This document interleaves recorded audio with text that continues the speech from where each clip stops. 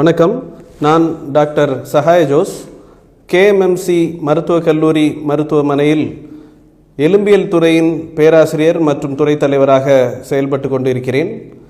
Today is world rheumatoid arthritis day. Rheumatoid arthritis அப்படின்னா என்னன்னு பார்த்தீங்கன்னா முடக்குவாதம். இந்த முடக்குவாதம்னா என்ன, இது யாருக்கு எல்லாம் வர்றதுக்கான வாய்ப்புகள் இருக்குது, இதோட சிம்டம்ஸ் என்ன, இதை நாம் எப்படி தடுக்கலாம் போன்றவற்றை பற்றி இந்த வீடியோவில் நாம் பார்ப்போம். முடக்குவாதம் ஒரு நம்ம உடம்புக்கு எதிராகவே ஒரு ஆன்டிபாடி உருவாகி இரத்தத்தில் ஏற்படும் சில மாறுபாடுகளினால் வரக்கூடிய ஒரு நோய். இது எலும்பு மற்றும் தசைகளை பாதிக்கும்.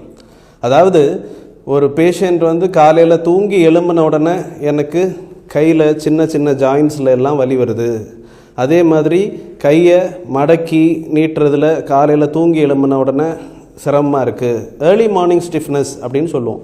அதே மாதிரி சிமெட்ரிக்கல் இன்வால்மெண்ட் இருக்கும், ரெண்டு கையிலையுமே பேஷண்ட்ஸுக்கு வலி வரும். இது சின்ன ஜாயின்ஸை தான் அஃபெக்ட் பண்ணணுங்கிறது இல்லை, சின்ன ஜாயின்ஸை கட்டாயம் அஃபெக்ட் பண்ணும். பட் அதே மாதிரி சைனோவியல் ஜாயின்ஸ்னு சொல்லுவோம், அதாவது முழங்கால் ஜாயின்ஸ், முழங்கால் மூட்டுகள், அதே மாதிரி இடுப்பு மூட்டு, இதை மாதிரி பெரிய ஜாயின்ஸையும் அஃபெக்ட் பண்ணுறதுக்கான வாய்ப்புகள் அதிகமாக இருக்குது. இது யாரை அதிகமாக அஃபெக்ட் பண்ணுது அப்படின்னு பார்த்தீங்கன்னா ஆண்களை விட பெண்களை அதிகமாக அஃபெக்ட் பண்ணக்கூடிய வாய்ப்பு இதில் ரொம்ப அதிகமாக இருக்குது.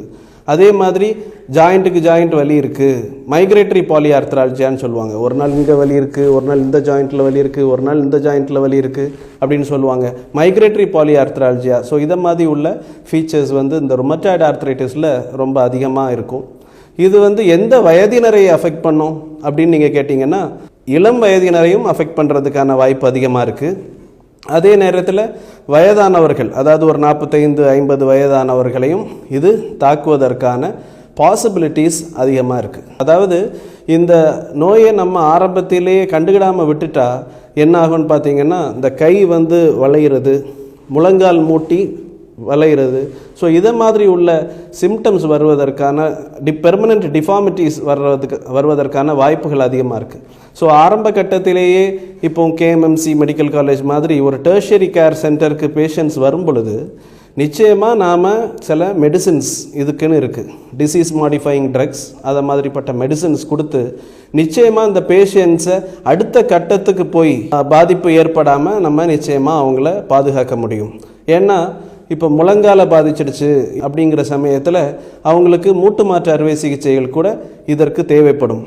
அதுவுமே முழங்கால் மூட்டு மாற்று அறுவை சிகிச்சையாக இருந்தாலும் சரி, இடுப்பு மூட்டு மாற்று அறுவை சிகிச்சையாக இருந்தாலும் பல அறுவை சிகிச்சைகள் கேஎம்எம்சி மருத்துவக் கல்லூரி மருத்துவமனையில் வெற்றிகரமாக செய்யப்பட்டிருக்கு. ஸோ பல பேஷண்ட்ஸ் ரொம்ப திருப்திகரமாக போயிருக்காங்க.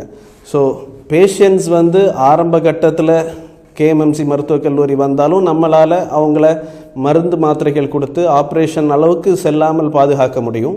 அதே நேரத்தில் ஒருவேளை கடைசி கட்டத்தில் டிஃபார்மிட்டி எல்லாம் ஏற்பட்ட பிறகு வந்தால் கூட இந்த மூட்டு மாற்று அறுவை சிகிச்சைகள் எல்லாம் செஞ்சு இந்த பேஷண்ட்ஸை அன்றாட வாழ்க்கைகளை நம்மளால் எளிதாக்கி விட முடியும்.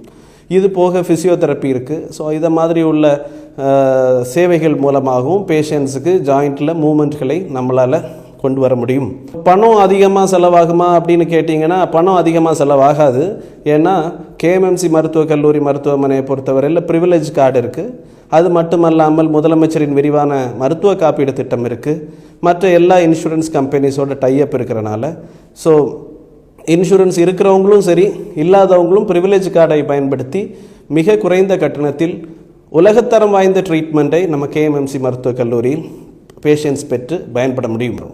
நன்றி, வணக்கம்.